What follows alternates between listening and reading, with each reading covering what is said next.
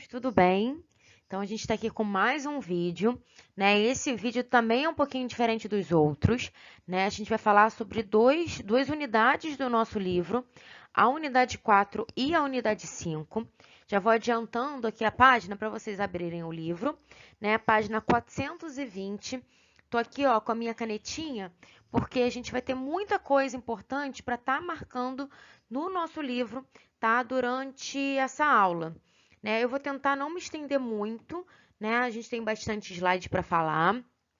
Então, hoje a gente vai falar sobre proteínas, né? Que é da unidade 4, ácidos nucleicos e vitaminas, que é da unidade 5. Tudo bem? Então, vamos começar. Vamos começar pelas proteínas, né? Então, as proteínas, elas são macromoléculas, ok? Elas podem ser formadas por um ou por mais de um polipeptídico, né? Que são polímeros de aminoácidos. A gente tinha comentado sobre a questão de aminoácidos, isso lá na semana passada, né? Que são ali, tem vários tipos, né? Eles vão ser arranjados de maneira única, né? Então, para eu formar a proteína, eu preciso ter ali, né, a construção, a formação de polipeptídicos, né, que são ali polímeros de aminoácidos, tá? As proteínas, elas têm diversas funções para a gente, né? Na verdade, elas são essenciais para a gente.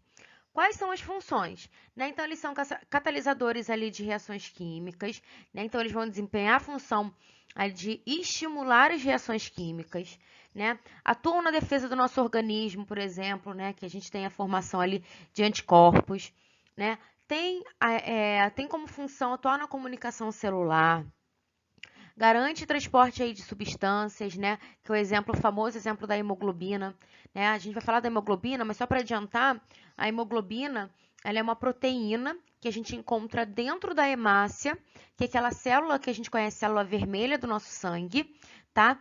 A hemoglobina, ela tem um papel importantíssimo no nosso corpo, que é transporte de oxigênio. Então, quando a gente tem uma baixa de hemoglobina, né? Ou seja, quando a gente tem uma baixa de hemácia, porque, né, a hemoglobina ela fica dentro da hemácia, tanto é que ela dá a coloração vermelha, porque a hemoglobina está associada ao ferro, e lembra que a gente comentou também na semana passada, né, sobre os sais minerais e tal? Então a gente tem a associação de uma substância orgânica com uma inorgânica, né, que vai ajudar o funcionamento aí do nosso organismo, principalmente, né, evitar, por exemplo, anemia ou uma diminuição de oxigênio no nosso corpo, enfim, tá? A proteína atua nas contrações ali musculares, né? Responsável também pela ajuda da movimentação de cílios e flagelos de estruturas, né? Dá sustentação ao nosso corpo, porque como colágeno, ela vai sustentar, né? Fazer a sustentação da nossa pele. Lembra que eu falei com vocês? Né? Quando a gente vai ficando velho, a gente vai perdendo colágeno, então o colágeno dá sustentação, a proteína também. Aqui embaixo, crianças, vocês conseguem ver aí, vou marcar aqui para vocês, ó, exemplos, tá, de proteínas. A carne vermelha, ela, né, é uma fonte de proteína primordial para a gente. Então, boa parte dos aminoácidos que a gente precisa, né, a gente encontra lá na carne vermelha. Então, por isso que é uma fonte importante de proteína, tá? Ah, mas eu posso estar substituindo? Sim, você pode estar substituindo, né, pelo ovo, pela carne branca, carne de peixe, tá bom? E aí vamos entender se a gente falou que, né, a proteína ela é formada ali por aminoácidos. O que são os aminoácidos? A gente já tinha falado sobre isso, né? Então, quimicamente, as proteínas são macromoléculas, né, moléculas bem complexas, né? Tem alto peso molecular e aí isso vai linkar com a matéria de química, tá? E ela vai ser constituída por pequenos aminoácidos, que a gente chama ali, né, de monômeros. Inclusive, eu queria que vocês marcassem isso aí, tá? No livro de vocês, lá na página 420, ok?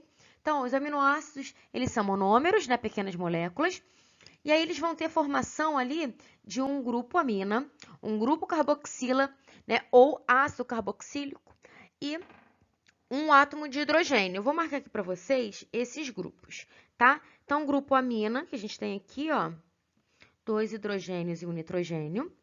Um grupo carboxílico ou carboxila, tá? Em que eu tenho aí um átomo aí de carbono, 2 de oxigênio e de hidrogênio. E aqui a gente tem um radical, né? Que ele vai ajudar, a gente chama de radical orgânico, né?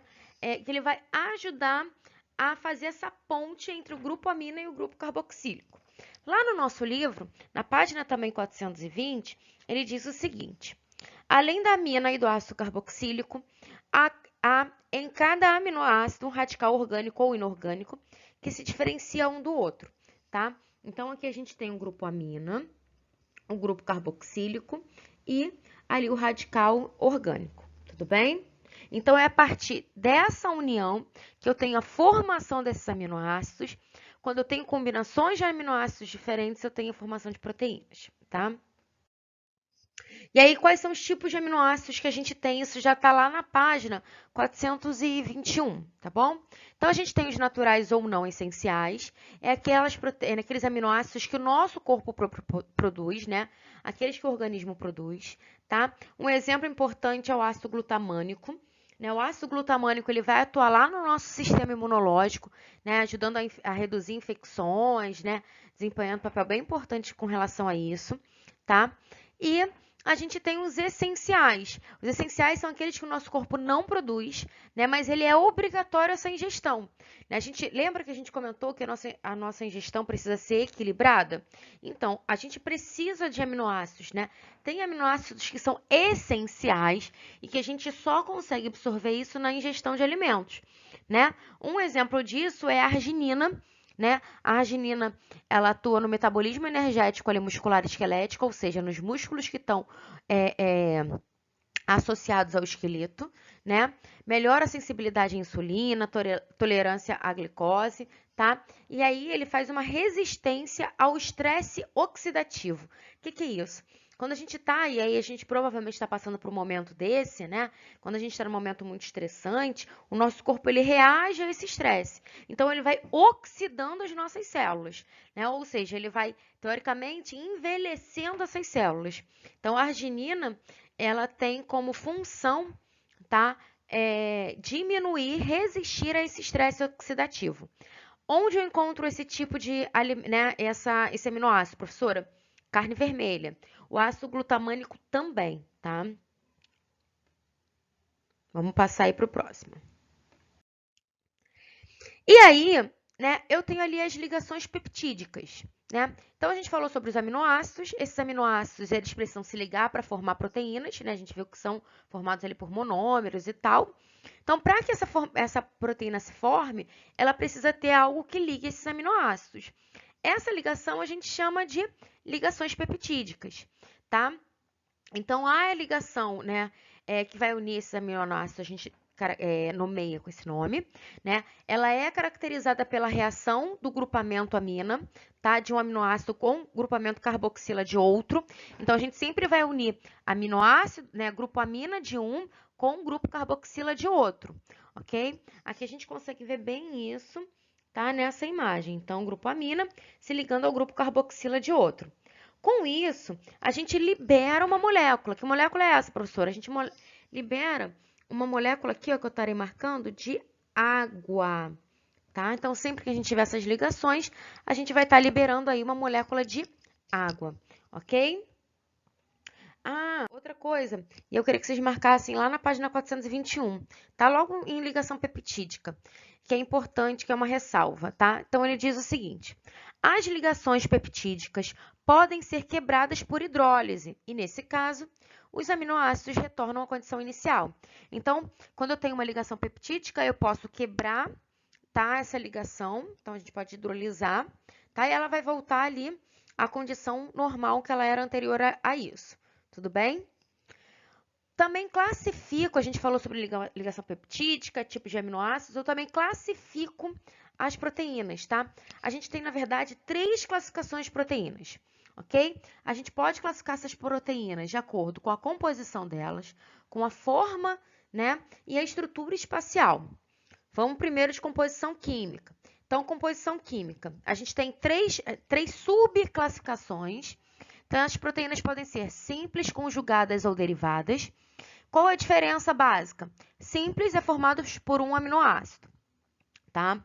Apenas por aminoácidos, por um não, por aminoácidos. Conjugadas é quando elas sofrem hidrólise. Então, elas vão liberar aminoácidos, vão liberar um radical não peptídico, tá? Esse radical a gente vai chamar de grupo prostético, ok? Então, simples é formada por aminoácidos, conjugada quando ela sofre hidrólise e derivadas é quando elas não são encontradas na natureza. E elas são obtidas pela degradação por meio ali de ácidos, bases ou enzimas, tá? Com relação a isso, eu queria fazer algumas ressalvas lá no livro de vocês, na página 423, ok? Então, na parte ali de proteínas complexas, peraí, quanto à composição, derivados, então, conjugadas ou complexas, né? Tanto faz. Ele dá ali a mucina gástrica, tá? A mucina gástrica, ela é uma proteção, né, um muco protetor lá do nosso estômago. Eu falei em sala de aula para vocês que, né, o ácido gástrico, ele consegue correr coisas, né, que teoricamente são complicadas, né? Ele consegue correr, por exemplo, plástico, né? Aí você deve se perguntar, pô, mas se corrói plástico, como que não corrói nosso próprio estômago? Então, o nosso estômago, ele produz essa mucina. A mucina, né, é esse muco protetor que vem de uma proteína conjugada, né, vem de uma proteína derivada, tá? E a gente repõe essa mucina de 3 em 3 dias. Então, de 3 em 3 dias, a gente vai lá, né, e protege, reforça a proteção do nosso estômago. Professora, tem como algum dia essa proteção vir não ser eficiente? Sim. Então, por exemplo, se a gente acorda de manhã e já coloca um chiclete na boca, a gente vai incentivar o nosso corpo a produzir mais ácidos gástricos, né? E aí, como a gente não tem nada, nenhum alimento vindo em seguida, né? A gente pode começar a machucar, a ferir a parede do nosso estômago. Com o tempo, isso pode virar uma gastrite e com o tempo essa gastrite pode evoluir para uma úlcera, tá bom? Só eu queria que vocês marcassem isso aí no livro de vocês, tá? Então, eu estou indicando a página 423. Forma. Então, ela pode ter duas formas diferentes. Ela pode ser fibrosa ou ela pode ser globular, tá? Fibrosa. Então, a gente tem cadeias ali, né, que são torcidas, né, e insolúveis em água. A gente tem exemplo ali da queratina. A gente tem agora aqui embaixo um exemplo bem, né, desse tipo de proteína fibrosa. E as globulares são aquelas todas enoveladas. Você não consegue identificar o que é um aminoácido, o que é outro, tá? E elas são solúveis em água. Então, o exemplo é a hemoglobina, tá? A queratina a gente encontra no nosso cabelo, a gente encontra lá na nossa unha, né? A queratina, ela hipermeabiliza, a gente encontra na nossa pele, ela hipermeabiliza, tá? Essas regiões, essas superfícies. Quando a gente fica andando muito tempo descalço, por exemplo, né, nosso pé fica grosso, né, com aquela casquinha grossa, né? Aquilo dali é queratina, é excesso de queratina. E por que que o nosso corpo produz esse excesso de queratina? Porque ele vai tentar impedir com que seu pé fique, né, fino e seja penetrado por alguma partícula, por algum micro-organismo, tá? A queratina tem essa função também, tá? O nosso cabelo, se a gente ficar passando muita queratina no nosso cabelo, ele começa a ficar com aquele aspecto bem sujo, né? Pesado. Então, excesso de queratina também não é bacana, tá? Então, eu coloquei aqui embaixo, né? A proteína fibrosa e a globular, a hemoglobina, que é aquela que eu citei para vocês, da coloração, das hemácias e tudo mais, tá bom? E estrutura, tá? A estrutura. Então, gente, vamos lá.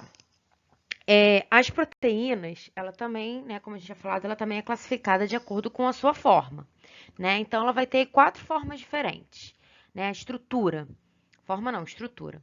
Ela pode ter estrutura primária, secundária, terciária e quaternária, tá? A primária nada mais é do que só a sequência ali dos aminoácidos, tá bom?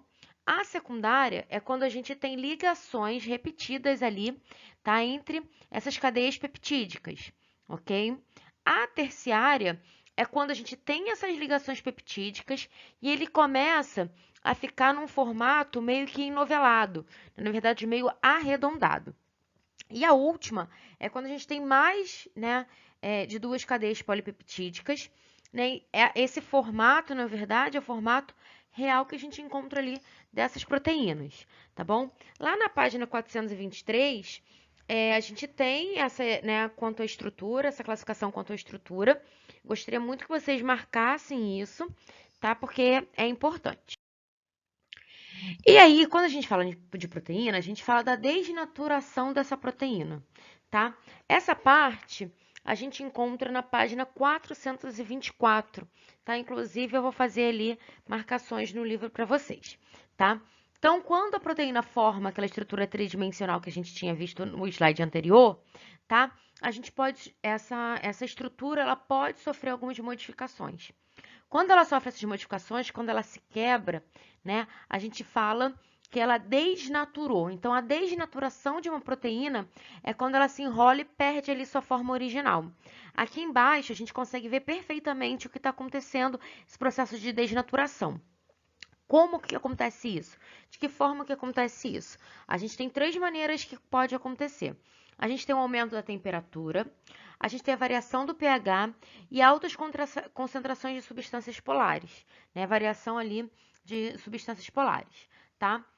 É interessante a gente falar sobre essa questão de desnaturação de proteína, né? Porque a gente está vivendo agora num processo, né, de pandemia, visto que a gente está sofrendo um processo de pandêmico através de um vírus, né? O coronavírus, né? E como a gente tinha falado em sala de aula, os vírus, eles são formados por uma estrutura proteica, né? Ele não tem membrana plasmática, citoplasma e núcleo, como a gente tinha visto ali nas células, porque nem célula ele tem. Ele é acelular. Então, a estrutura desse vírus é uma estrutura de proteína, tá? Então, quando a gente, por exemplo, lava a mão ali com um sabonete, por exemplo, a gente está desnaturando, a gente está quebrando, a gente está fazendo com que a estrutura desse vírus seja quebrada, seja desnaturada. Por isso que a gente consegue matar o vírus, né? Quando a gente está no processo infeccioso, por exemplo, quando a gente começa com uma gripe ou até próprio coronavírus, e o nosso corpo, ele, né, ao começar a aumentar a temperatura, que a gente chama popularmente de febre, a gente, né, o nosso corpo ele reage dessa maneira, porque através do aumento da temperatura eu consigo desnaturar a estrutura proteica ali do vírus, tá? Na página 424, nessa parte de desnaturação da proteína, queria muito que vocês marcassem uma parte. Deixa eu pegar aqui o livro, peraí.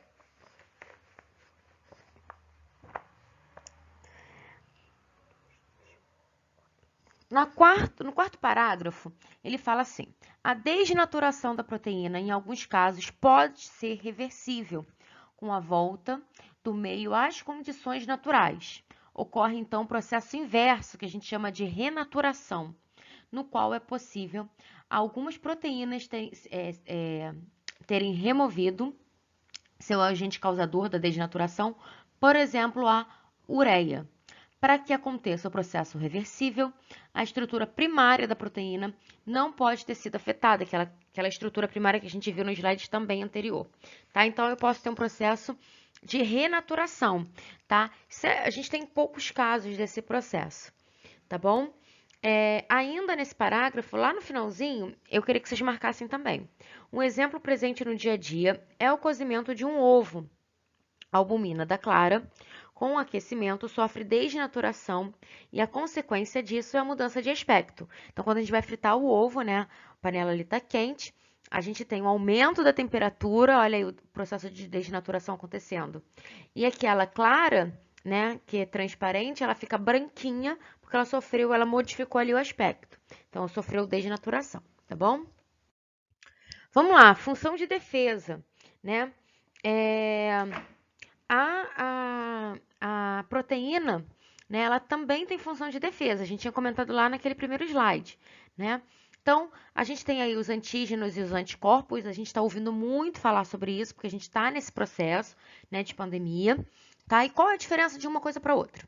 Então, os antígenos, né, eles são as moléculas que vão reagir com o anticorpo. Então, eu vou formar, né, o antígeno ele será formado a partir da presença desse anticorpo, né? Seguindo aí a nossa linha, eu vou até marcar aqui junto com vocês. Então, ó, essa reação pode provocar ou não uma resposta no nosso sistema imune, tá? Nesse último caso, o antígeno é conhecido como imunógeno, ok? Como exemplo aí de antígenos, a gente pode citar, por exemplo, o vírus, a bactéria, né? E até mesmo partículas aí desencadeadoras de alergias. Então, vamos lá. Quando eu tô, né, a gente está aqui nesse processo pandêmico, né? Quando eu entro em contato com o vírus da gripe, por exemplo, né? Uma gripe que eu já tenha pego, por exemplo, né? Desculpa. Quando eu entro em contato com o vírus da gripe, né? Um vírus que eu não tenho pego ainda, que eu nunca tive contato, né? Esse vírus, ele entra no nosso corpo e o nosso corpo ele vai reagir de qual forma? Ele vai tentar mecanismos para tentar acabar com esse vírus. Sempre ele vai conseguir acabar antes de desenvolver a doença? Não, né? Mas, dependendo do tipo viral, né? Quando isso acontece, a gente tem a formação ali de proteínas, que são os anticorpos, né? São as glicoproteínas, que vão, né, depois guardar essa informação de qual a maneira com que a gente conseguiu vencer esse vírus. Então, vamos lá. O que é a nossa resposta imune, né? O que é essa nossa imunidade? Eu entro em contato com o antígeno, ou seja, ele com vírus, com uma bactéria. Eu vejo se lá na minha resposta, né, se lá na minha memória imunológica, eu já entrei em contato com aquele vírus ou com aquela bactéria anteriormente. Se eu não entrei em contato com esse micro-organismo, eu vou tentar, né, matar ele de alguma forma, acabar com ele. Muitas das vezes, ele acaba começando essa guerra, né? Depois a gente vence a guerra no final e a forma com que a gente venceu essa guerra, ela é anotada e ela é guardada ali nas imunoglobulinas, principalmente na IgG, que é a imunoglobulina de memória, tá? Então aquilo fica guardado. Se aquele micro-organismo entrar no nosso corpo de novo, opa, peraí, eu já sei como que eu mato esse micro-organismo. Eu pego, leio a forma com que eu matei, que eu acabei com aquele micro-organismo e vou fazer a mesma coisa. Por isso que a gente tem algumas doenças que a gente só pega uma vez na vida, né? Por isso que a gente tem as vacinas, né? A gente vai falar um pouquinho de vacina depois, mas basicamente a vacina é uma forma da gente fazer com que o nosso corpo se torne imune, né? Claro que não é 100%, porque a gente vê mesmo na televisão, né? Vírus e bactérias têm um poder de mutação absurdo. Mutação é transformação do material genético. Então, quando a gente conhece o vírus a primeira vez, o vírus da gripe, por exemplo, é um desses, né? Por que todo ano eu tenho que tomar vacina da gripe? Porque todo ano o vírus da gripe entra em mutação.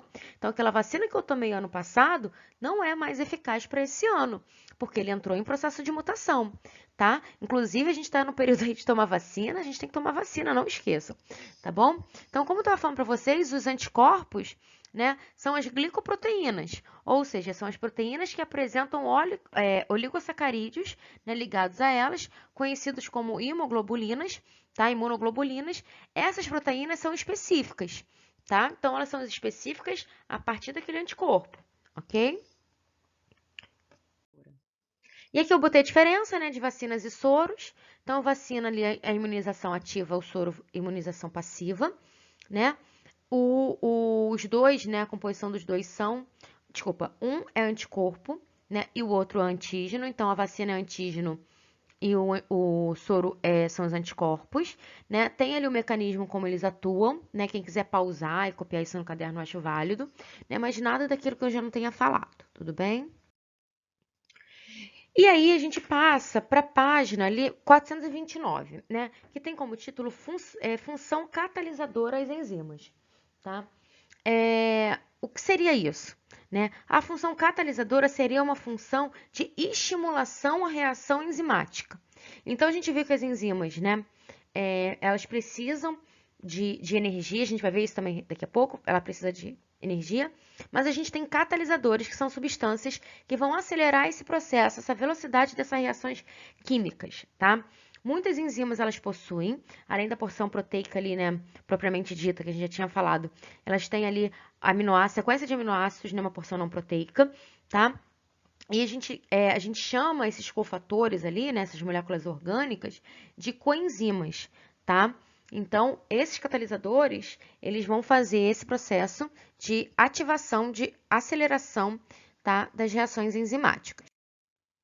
Aqui eu coloquei para vocês um gráfico, né, mostrando como isso acontece. Então, quando eu tenho ali uma ativação enzimática, né,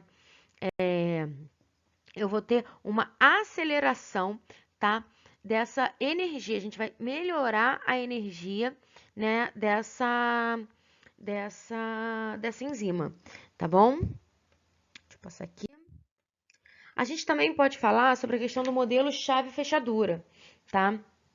O modelo chave-fechadura é quando a gente tem essa catálise, né, essa reação química ali, né? Essas enzimas elas vão interagir ali com substratos e vão formar, né, complexos que se encaixam perfeitamente, ou seja, uma enzima se encaixando perfeitamente a um substrato, tá? Por isso que a gente chama chave fechadura. O local desse encaixe a gente chama de sítios ativos, tá? E ficam bem na superfície ali dessas enzimas, tá bom? Depois, a gente pode ter uma reação, né, de desfecho, ou seja, né, esse substrato, ele pode, depois de entrar nesse processo de reativo, ele pode se desfazer desse complexo enzimas-substrato, tá? E vai voltar, a gente vai ter formações, liberações de produtos, né? A enzima volta a atrair novos substratos e assim por diante, tudo bem? A gente também tem inibições enzimáticas que está ali no nosso livro, tá bom? Que é o processo reverso ao processo de catalisação, tá? Então, gente, aqui minhas considerações finais sobre proteínas é isso. Aqui eu botei um mapa mental que conta um pouquinho do que a gente falou. A gente tem em torno aí, né, de 20 aminoácidos. A partir desses 20 aminoácidos, a gente tem formações de proteínas, né, ligações diferentes de proteínas. Então, eu queria muito que vocês dessem uma lida, fizessem uma revisão. E agora a gente vai falar sobre os ácidos nucleicos, tá? Então, os ácidos, a gente vai falar sobre ácidos nucleicos e vitaminas, né? Que tá lá na página 435, tá bom? Os ácidos nucleicos, a gente pode definir ele como os polímeros, né? O que são polímeros, professora? São macromoléculas formadas ali de unidades menores, tá? Esses compostos ali a gente chama de nucleotídeos, tá? E a partir desses nucleotídeos, né, que a gente tem formações ali de dois tipos de ácidos nucleicos diferentes. A gente tem o ácido desoxirribonucleico, que é o famoso DNA, e o ácido ribonucleico, que é o RNA. Então, a gente tem dois tipos de materiais genéticos diferentes, tá? Qual a importância deles, né? Então, eles são responsáveis ali por traduzir e codificar informações que vêm ali dos nossos antepassados. Ali eu botei para vocês aqui embaixo a formação desses nucleotídeos, tanto de RNA quanto de DNA, tá bom? Então, para eu formar um nucleotídeo, eu preciso de 3 fatores. Eu preciso de um fosfato, eu preciso de uma ribose, né? Que nesse caso aqui é uma pentose, né? É um açúcar, e eu preciso de uma base nitrogenada. No RNA, eu tenho 4 bases nitrogenadas, tá? Eu tenho a adenina, a uracila, a citosina e a guanina. Lá no DNA, eu tenho também 4, tá? Também tenho adenina, também tem citosina, também tem guanina, porém, eu tenho a timina.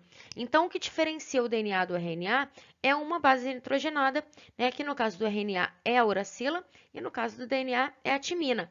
Isso é completamente importante, tá bom? Então, ó, botei aqui para vocês, né, como é formado isso, né? Eu queria que vocês marcassem lá no livro de vocês agora a parte de fosfato, na página 435, que diz o seguinte: o fosfato une os nucleotídeos entre si, associando as pentoses de 2 nucleocídios, tá? Então, se a gente fosse falar o que seria a função do fosfato, o fosfato seria ali, né, o corrimão, né, junto ali com a pentose, né? A gente consegue ver aqui. E a base nitrogenada seria o degrau aí, tá? Dessa escadinha. Então, a gente teria fosfato e pentose segurando a base nitrogenada. Essas bases nitrogenadas, elas têm ligação entre elas, tá? A gente vai ver agora no próximo vídeo. Então, vamos lá, gente. Antes de a gente continuar o assunto, né? Vamos entender um pouquinho da história do DNA, tá? O DNA ele foi descoberto em 1869, tá, por um bioquímico alemão, né, Johann Friedrich Miescher. A partir ali das pesquisas, olha só, pasmem, né, de glóbulos brancos que ele analisou de um pus. Então, tinha um machucado, meio nojento. Tinha um machucado, ele analisou a substância desse pus, né? A gente tem ali células mortas, né? O pus, basicamente, é um compilado ali de células mortas, glóbulos brancos, né? Que são os agentes de defesa, tá? A partir dali, ele achou estranho, né, que dentro daquela célula tinha algumas informações, né? Essas informações foram analisadas e aí se descobriu-se o DNA. O RNA demorou mais um pouquinho, foi em 1890, tá? Então, ele foi descoberto a partir ali do ácido nucleico de uma levedura, né? No fermento ali.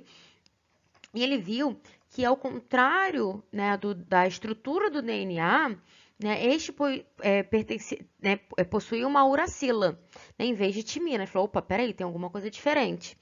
E aí ele percebeu também uma pentose diferente, porque, na verdade, né, ali no DNA a gente tem a formação de, né, desoxirribonucleico, né, a gente tem uma pentose, a gente tem uma desoxirribose, e no RNA a gente tem só uma ribose. Então ele percebeu que tinha diferente, por isso o nome de RNA, tá?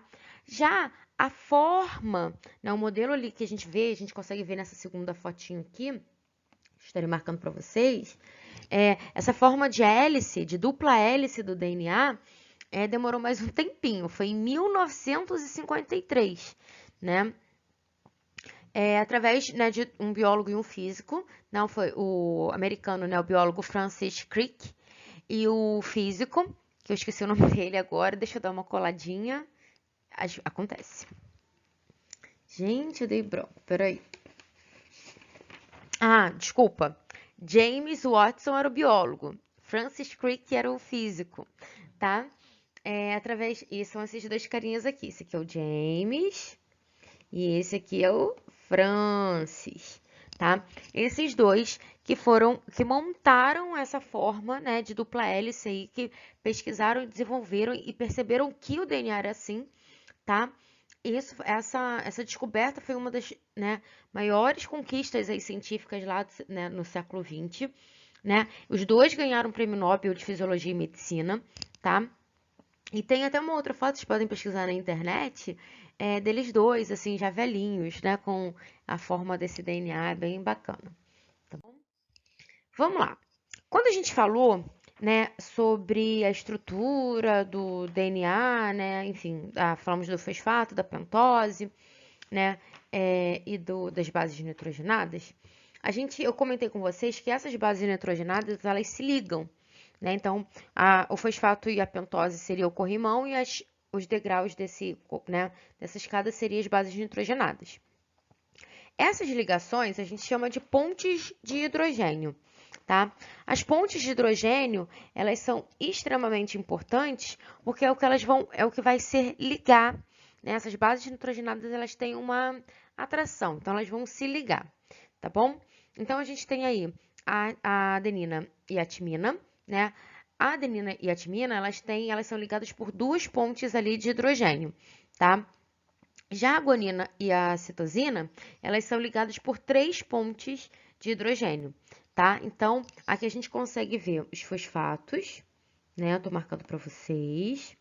Aqui a gente consegue ver as pentoses, tá? E aqui a gente consegue ver essas bases nitrogenadas, né? E aqui a gente consegue ver as pontes, as ligações de hidrogênio. Então, essa ligação de hidrogênio seria mais ou menos, né? Tipo, ninguém segura, todo mundo segura a mão de todo mundo, né? Ninguém solta a mão. Ele unifica, tá? Essas duas cadeias ali de DNA. Nesse caso aqui, o DNA, né? A gente está falando de uma desoxirribose, tá? O DNA, ele faz sua duplicação. Então, a gente vai ter ali uma fita de DNA, né, com as bases nitrogenadas. E quando a gente vai fazer o processo, né, quando a gente vai fazer o ciclo, né, celular, esse material genético ele precisa entrar no processo de duplicação ou replicação, tá? Então, essa parte é bem importante, eu queria que vocês marcassem, tá na página 437 do livro de vocês, né? Então, eu vou ler aqui essa parte para vocês, ó.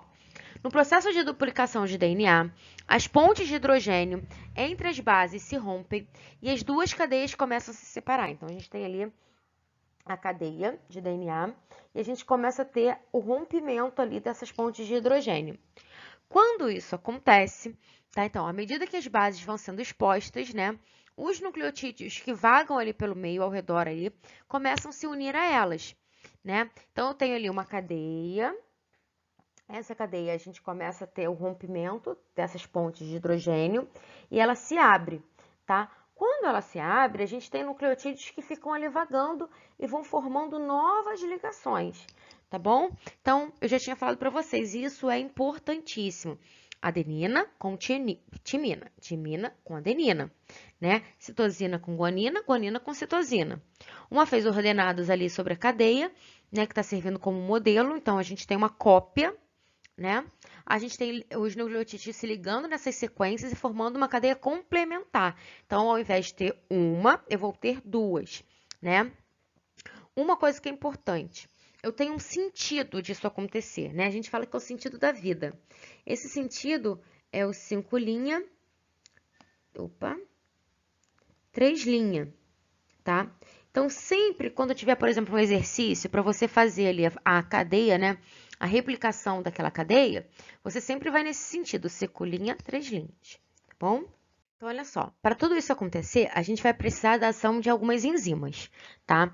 A ação dessa enzima a gente chama de DNA polimerase, na verdade, uma delas. Na verdade, a gente tem 3 etapas acontecendo. Isso está lá no livro de vocês, na página 438. Então, a gente vai ter o DNA polimerase, a gente vai ter o DNA helicase e a gente vai ter o DNA ligase, tá? O DNA helicase, ele vai separar, né? Ele vai abrir a dupla hélice ali do DNA. O polimerase, ele vai encaixar novos nucleotídeos. E o ligase, ele vai estabelecer a ligação definitiva. A gente consegue ver muito, né, perfeitamente bem isso lá no livro de vocês. Então, a primeira etapa, a gente tem o DNAzinho originalzinho e a gente vai ter o DNA helicase separando. Na segunda etapa, o DNA polimerase, ele vai fazer as ligações. E na terceira etapa, a gente tem ali a ligação através do DNA ligase, né, que vai estabelecer a ligação definitiva entre essas novas bases, tá bom? Vamos falar um pouquinho de RNA agora, tá? Então, ao contrário do DNA, a gente tem, né, o nome do RNA é ácido ribonucleico, né? Ele está relacionado com a síntese de proteína. Então, através da combinação que a gente faz, a gente tem formações de proteínas diferentes, tá? A gente tem ali uma função catalítica, né, importante para ele, né, que a gente denomina ali de ribozimas, tá? Então, ao contrário que eu falei para vocês, né, do DNA, que a gente tem ali bases nitrogenadas diferentes, né, o RNA, ele vai ter citosina, guanina, adenina e uracila, tá? Então, a adenina, ela só vai se parear com a uracila, né? Só se liga a uracila. E a guanina, ela se liga à citosina, tá bom? O RNA, ele faz um processo também de transcrição que é parecido com o que a gente acabou de falar ali da replicação do DNA, tá? Então, o processo de transcrição é a formação de uma nova molécula de RNA a partir de um molde de DNA, tá bom? Nesse processo, as fitas do DNA eles vão lá se separar. Uma vai servir de molde para o RNA e a outra fita, ela vai ficar inativa, né? Ao fim ali dessa transcrição, desse processo de transcrição, as fitas que se formaram se separam e voltam a se unir, tá? A transcrição é um processo altamente seletivo, né? A gente tem pequenas porções, então não é tudo, é uma parte, um molde, um pedacinho, uma porção do DNA só que vai ser copiada, não é tudo, tá? Isso acontece importante aí, né, no primeiro processo aí da regulação do nosso gene. Então, a gente vai ter ali o RNA polimerase e o RNA sendo transcrito a partir dali, tá bom? E aqui eu botei mais uma vez para vocês um mapa mental, falando um pouquinho, né, dessas estruturas. Vocês podem pausar o vídeo agora, né, para copiar, enfim, ou montar o próprio mapa mental de vocês. E aí, vamos finalizar com as vitaminas, né? Então, as vitaminas, elas são macromoléculas, né? Moléculas orgânicas que são extremamente fundamentais para a nossa saúde. Elas são encontradas em alimentos, são extremamente essenciais, né? Algumas vitaminas, elas precisam ser ingeridas em quantidades variadas. Isso é muito importante. Por quê? Né? A gente pode ter três questões, né? Três classificações de níveis ali, né? De vitaminas do nosso corpo. A gente pode ter a avitaminose, que é a carência ali, né? Total de uma determinada vitamina. A gente pode ter uma hipovitaminose, que é uma baixa, né, uma ingestão insuficiente, E a gente pode ter a hipervitaminose, que é quando a gente consome uma determinada vitamina em excesso. Então, nem pouca, nem baixa, nem muita. A vitamina, ela tem porções que são graduadas. Professora, como que eu sei a quantidade exata de vitamina que eu preciso ingerir? Um médico. Então, quando a gente vai no médico, ele pede para a gente fazer algumas, né, algumas avaliações, algumas medições, e ele consegue perceber, né, se você está precisando ingerir mais ou menos, ou a quantidade exata ali que a gente está ingerindo de uma determinada vitamina. A palavra vitamina, ela até diz isso, né? Então, ela vem vital mais amina, né? Vital é de vitalício, né? Então, a gente precisa, é vital a gente ter, né, combinações ali, ingerir, né, quantidades exatas de vitamina, tá? E todas as dali são, né, todas as vitaminas ali são aminos, tá? Então, a gente sabe, mas na verdade, nem todas são aminos. A gente tem essa informação mais atual, tá? Aqui a gente tem ali um complexo de vitaminas, então a gente tem todos o complexo B, tem vitamina A, vitamina K, vitamina E, vitamina D, cada um numa porção diferente que é necessário pra gente, tá bom? Essas vitaminas, tá? Elas podem ser divididas em duas classificações, né? Elas podem ser lipossolúveis ou hidrossolúveis. Eu vou deixar isso um pouquinho para o final, tá? Quais são as funções das vitaminas? Então, elas são catalisadoras de reações, então elas vão catalisar reações, né, principalmente energéticas, reações químicas para o nosso corpo, elas vão acelerar esses processos, tá? Elas transformam isso também em energia, algumas são antioxidantes, ou seja, né, diminuem o envelhecimento ali celular, participam do nosso sistema imunológico, ajuda a formar a dente, né, parte óssea, parte muscular. A gente vai ver cada uma delas daqui a pouco, tá? E aí, como eu tinha falado para vocês, a gente vai dividir essas vitaminas em duas, em hidro e lipossolúveis. Hidrossolúveis, né, são aquelas vitaminas que são solúveis em água, tá? Então, por exemplo, a gente tem as vitaminas todas do complexo B e a vitamina C, né? Aí vocês vão lembrar daquelas, né, vitaminazinhas que nossos responsáveis colocam lá no copinho, principalmente agora, né, que a gente tá falando de uma virose, né? Ah, tem que tomar o Redoxon, né? Enfim. Então, gente, quando a gente ingere muito desse tipo de vitamina, né? Por exemplo, todos os dias, a gente está liberando o excesso na urina, ou seja, o dinheirinho ali do nosso responsável está saindo todo pela urina. Qual é o ideal? O ideal é a gente usar, por exemplo, 2 vezes por semana, porque ali a gente tem 1.000, né, miligramas, ou seja, a gente tem 1 grama de vitamina C, o que para a vitamina C é uma quantidade muito grande. Então, a gente não precisa tomar todo dia aquilo, por exemplo. As lipossolúveis são vitaminas que são solúveis em gordura. Então, ao contrário, né, das hidrossolúveis que são solúveis em água, essa é solúvel em gordura. Então, elas vão se acumular principalmente no fígado, né? E ali no tecido adiposo que forma a gordura ali do nosso corpo, né? E quais são essas? A, D, E e K, tá bom? E aqui a gente tem uma lista dessas vitaminas, né? Algumas são muito importantes.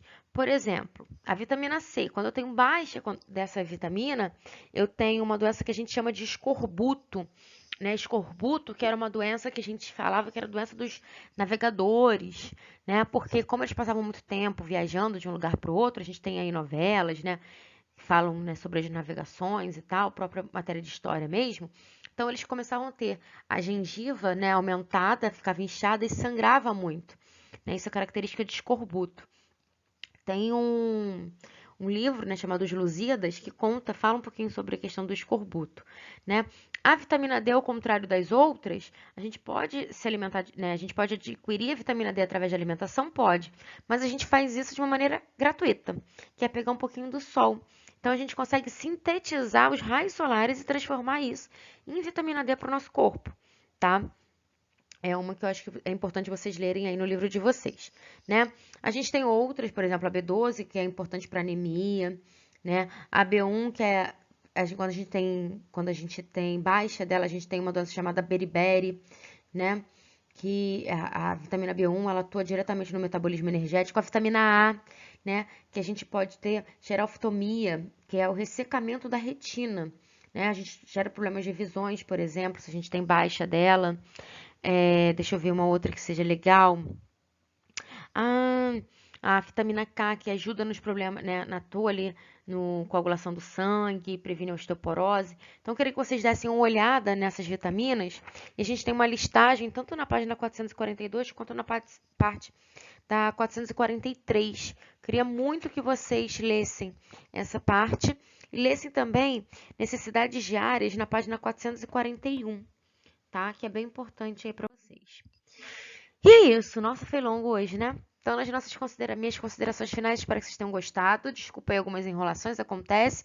Isso acontece tanto em sala de aula, mas a gente está aqui, né, para perceber o erro e consertá-lo, né? Façam os exercícios, daqui a pouco eu vou, né, depois eu vou fazer um vídeo sobre correções, tá bom?